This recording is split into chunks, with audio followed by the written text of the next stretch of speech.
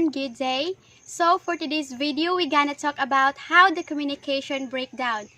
Before proceeding to this video, I just want to introduce myself. I am Eljun Hidar, grade 11 St. Germain GAS student. And this video is for academic purposes. Communication is a process of exchanging thoughts, ideas, and opinions in order to connect with other people. Its goal is to achieve a clear and effective understanding resulting to good relationships in the community. However, there are times when this goal is not reached due to certain factors. When this happens, there is a communication breakdown. Communication breakdown occurs when the receiver didn't understand the message of the sender. It will likely result to frustration, misunderstanding, or even conflict. Recognizing the barriers or obstacles to effective communication in order to avoid a communication breakdown. Here are some of the barriers that may cause communication failure. The barriers have 4 different kinds, while the noises is classified into 3 different kinds. First is sociological barriers. It is a natural or environmental condition that act as a barriers in communication. Second is psychological barriers. It is called as a mental barriers.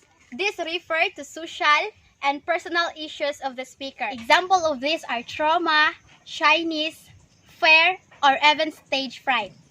Third is cultural barriers.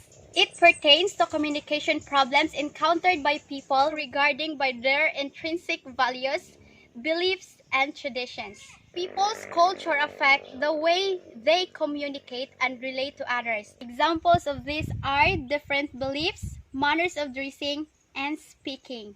Fourth is linguistic barriers.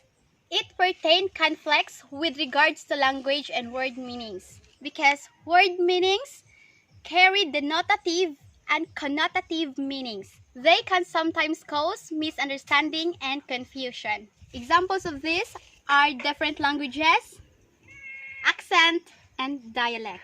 Use of jargons and slangs, speech defects, or language impairments. So now let's go to the different kinds of noises. The 3 different kinds of noises are external noises, internal noises, and lastly, the semantic noises.